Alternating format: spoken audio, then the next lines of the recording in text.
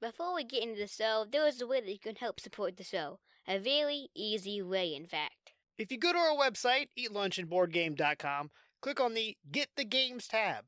There we have affiliate links to many of the games and books we have talked about. If you're interested in purchasing any, by clicking on the link, a small portion of your purchase will go to us. But we promise to use the money wisely by buying more games to review. We take our jobs very seriously. Now on with this great episode. Is there any better feeling than a great Goodwill find? Probably, but Edward and I were pretty satisfied with finding Sorry Sliders, opened but unpunched, on the shelf for $3.02. We took it that evening to the family dinner at my in-laws, punched it out, and prepared to play all 4 games that the box bragged about. We even got the daughter involved. Let's see how it went and how it compares with Sorry Spin.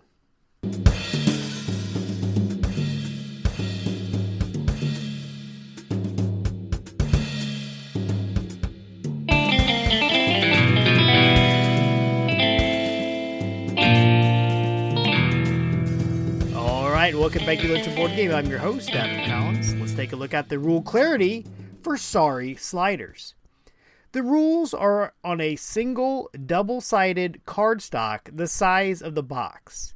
The first 3 quarters are explaining how to assemble the pieces.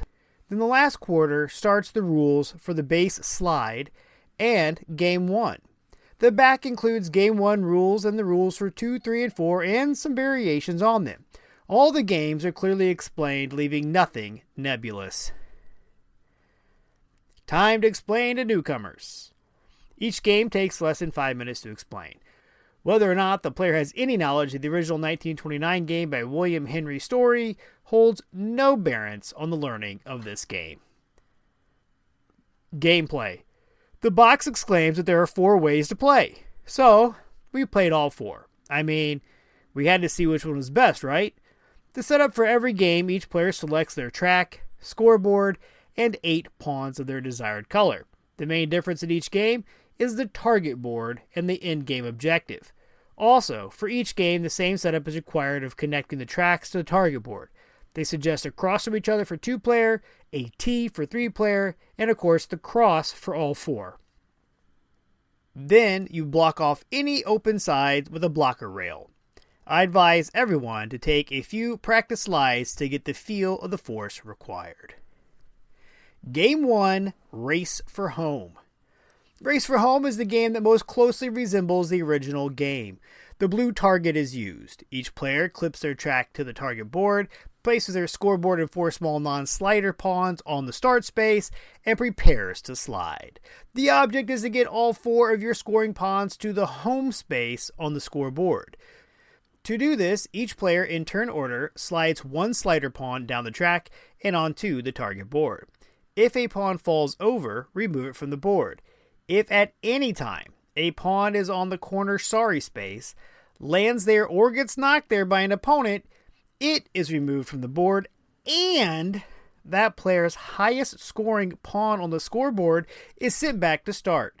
This is also the case if a pawn leaves the target board entirely.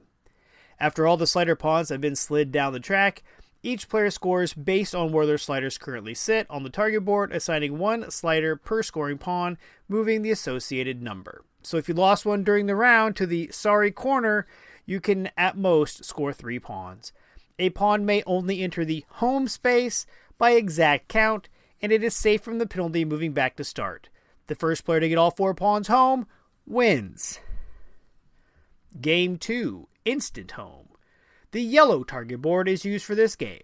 All the rules from Game 1 are the same with these changes and additions. The center of the target zone is a hole. If your pawn lands completely in it or gets bumped into it, remove it from the board and move a scoring pawn directly to home.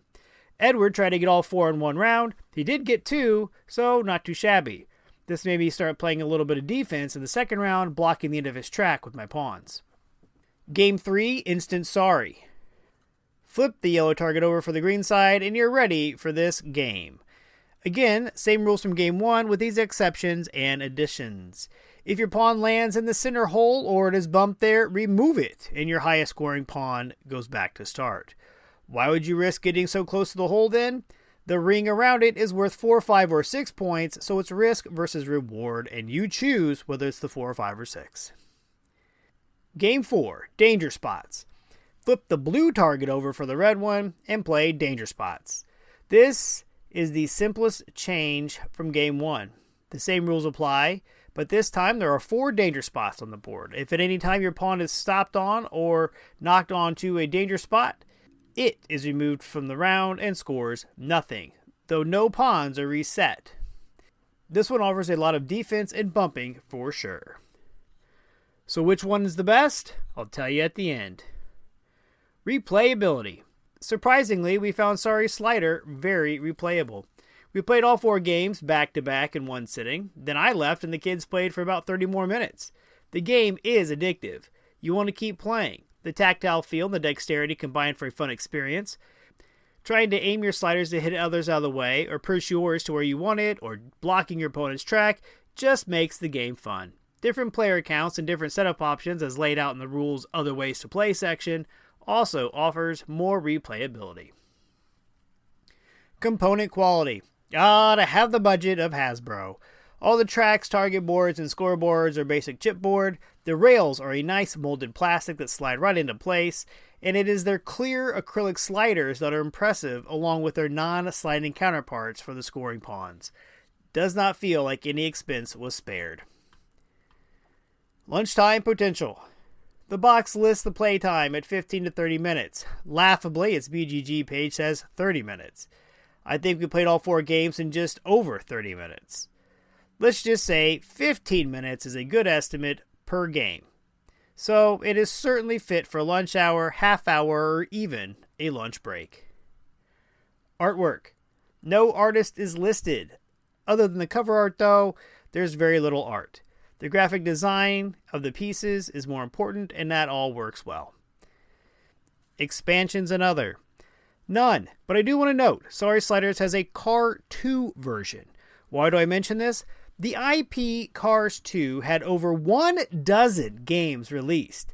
It also looks to be a bit different than this version, and it might be worth checking into. Bang for the buck. As I stated at the start, this was a Goodwill find for $3.02. We have already got our money's worth out of it. On eBay, you can find it for around $20, give or take about $10. The pricing seems to be all over the place for this game.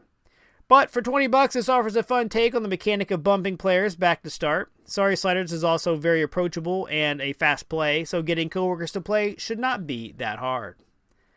Summary.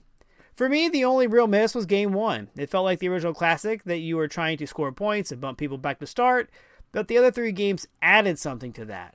I really liked Game 2's instant home rule. It made blocking a viable strategy. Game 3 was a bit of a miss, but not as bad as Game 1. The instant sorry wasn't as big of a deterrent as I think the designers intended it to be. Game 4 was another great version. Knocking other players' pawns onto the danger spots while trying to keep yours safe was hilarious. For me, instant home and danger spots are the best, and equally so. How does it compare to the original game? Sorry Sliders has a 6.3 with 3,900 ratings compared to the abysmal original 4.6 and 7,400 ratings. What makes me laugh though is the weights. Sliders 1.06, the original 1.16.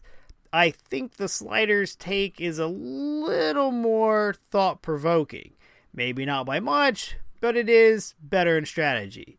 Yet the new strategy is a lot of luck-based on the flicking and sliding. As compared to Sorry Spin, I think I prefer Spin a little more, as does Edward. There's a little more strategy to it, and a little less luck. As usual, you can reach out to us at eatlunchandboardgame.com, facebook.com/eatlunchandboardgame, or email us at eatlunchandboardgame@gmail.com. And remember, board games build bridges.